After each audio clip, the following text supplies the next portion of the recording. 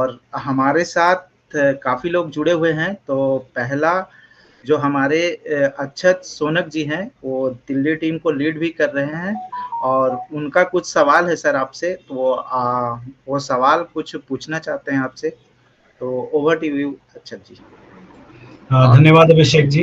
प्रणाम सर। आपका बहुत बहुत हम लोग धन्यवाद करते हैं कि आपने अपने कीमती समय में से कुछ समय हम लोग के मार्गदर्शन के लिए आज निकाला है।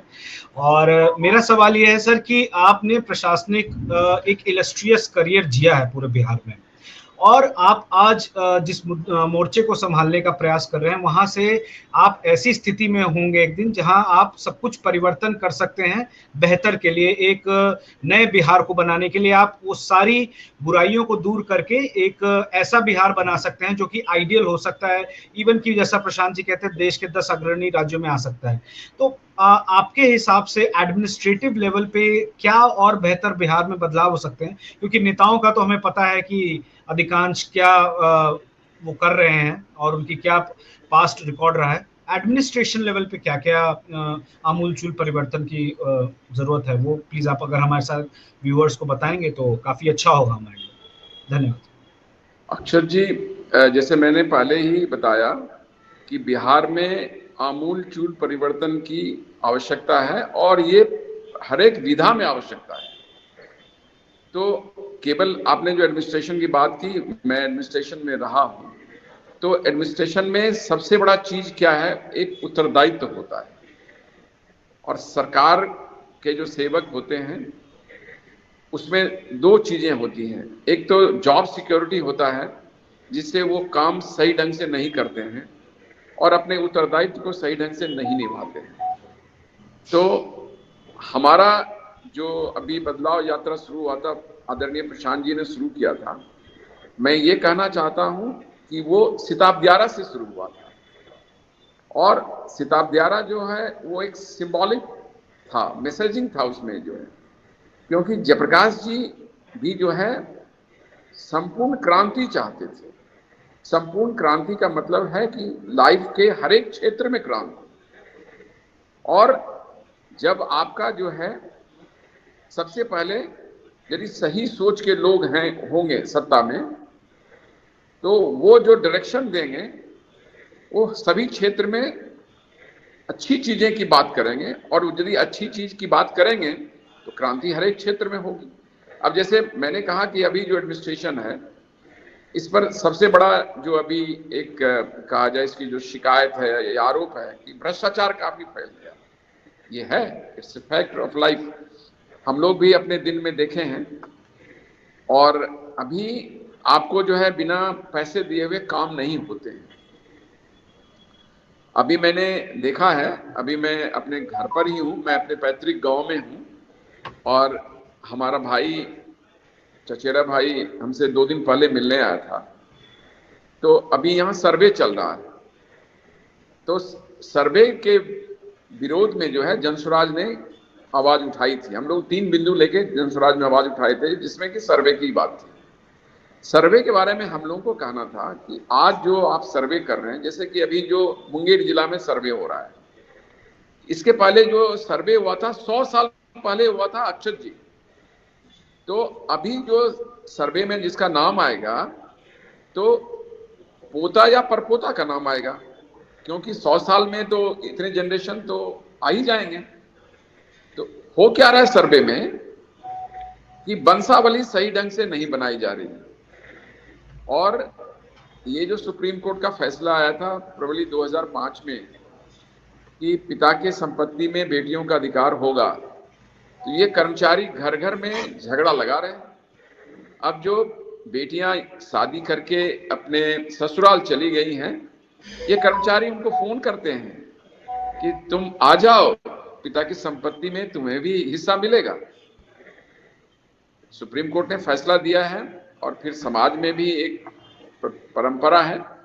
लेकिन ये जो कह रहे हैं, तो बच्चियां उधर से भी अपने घर आती हैं, मायके आती हैं, और भाई में बहन में झगड़ा होना शुरू हो गया है। तो एक तो ये समस्या हो गई है। तो जनस्वराज का ये मांग है कि सबसे पहले अभी सर्वे बंद करो, सब वंशावली सही ढंग से बनाओ।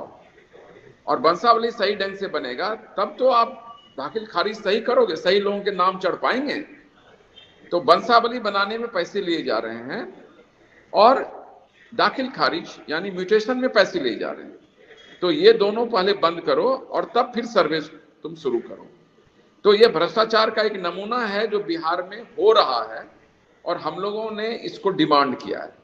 इसी को लेकर हम लोग जो है असेंबली का घेराव किए थे आदरणीय प्रशांत जी के नेतृत्व में, और यही हम लोगों का 3 मुख्य मुद्दा था, जिसमें सबसे पहले ये था कि अभी जो आपने जाति जनगणना कराई बिहार में, उसमें सभी की जाति तो आपने बता दी, लेकिन उस जाति जनगणना में जो एक बहुत ही महत्वपूर्ण चीज उभर के आया कि आजादी के 78 साल बाद भी 94 लाख ऐसे बिहार के परिवार हैं जो गरीबी रेखा के नीचे रह रहे हैं। और माननीय मुख्यमंत्री जी ने सदन के पटल पर यह कहा था कि उनको गरीबी रेखा से ऊपर उठाने के लिए प्रत्येक परिवार को 2-2 लाख रुपए दिए जाएंगे।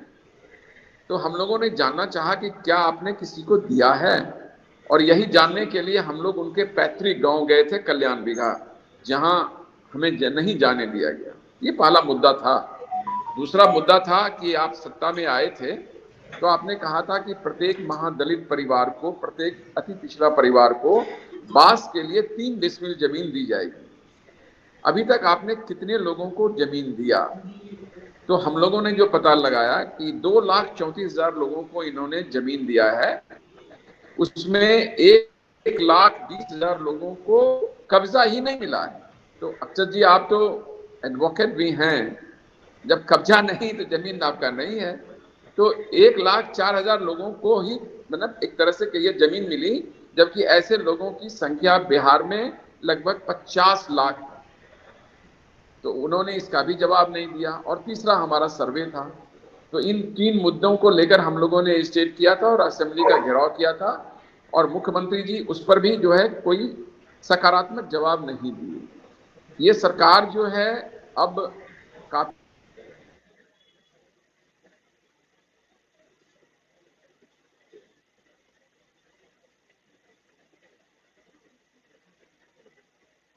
में पाला बदलते गए, और अब जैसे कि लोग बता रहे हैं कि उनकी मानसिक स्थिति अच्छी नहीं है। और जो दूसरा लीडरशिप है लालू जी का, पहले लालू जी गरीबों के नेता थे, बाद में यादवों के नेता हुए, उसके बाद परिवार तक सीमित हो गए, उससे कुछ बचा तो धनबल उसको ले लिए। तो आम आदमी को मौका कहाँ है? ये दोनों पार्टियां जो बिहार में एक तरह से राजनीतिक बंधुआगिरी है, ये अब समाप्त होने वाली है। क्योंकि हम लोगों ने काफी जनसुराज के माध्यम से, हमारे प्रणेता ने, प्रशांत जी ने लोगों को जागृत किया है कि भाई आप देखिए ये दोनों अभी तक आपके लिए क्या क्या किए। यदि उन्होंने कुछ किया तो हम उसको भी कहते हैं, वी एक्सेप्ट इट। ऐसा नहीं है कि हम टोटली कहते हैं कि उन्होंने कुछ नहीं किया, लेकिन अब कुछ करने की स्थिति में नहीं है। और ये समय आ गया है कि लोगों को विकल्प चाहिए। बिहार में जो राजनीतिक बंधुआगिरी है वो समाप्त होगी। जनसुराज एक विकल्प के रूप में दस्तक दे चुका है, और आने वाले चुनाव में यदि लोग इन समस्याओं को लेकर जनसुराज को वोट देते हैं, जो हमें आशा है, आशा ही नहीं विश्वास है कि लोग वोट देंगे, तो निश्चित तौर पर जनसुराज आएगा। और जनसुराज आएगा तो बिहार में विकास होगा, बिहार की गौरवशाली इतिहास वापस आएगी। तो एक मुद्दा जो है आपने भ्रष्टाचार का जो कहा, एडमिनिस्ट्रेशन में जो कहा, एक मुद्दा मैंने लिखा जो रेवेन्यू एडमिनिस्ट्रेशन में वो है। ऐसे भी दूसरे भी काम में जो आप देखेंगे कि बिना पैसे दिए हुए काम नहीं आते। तो इसमें क्या चाहिए?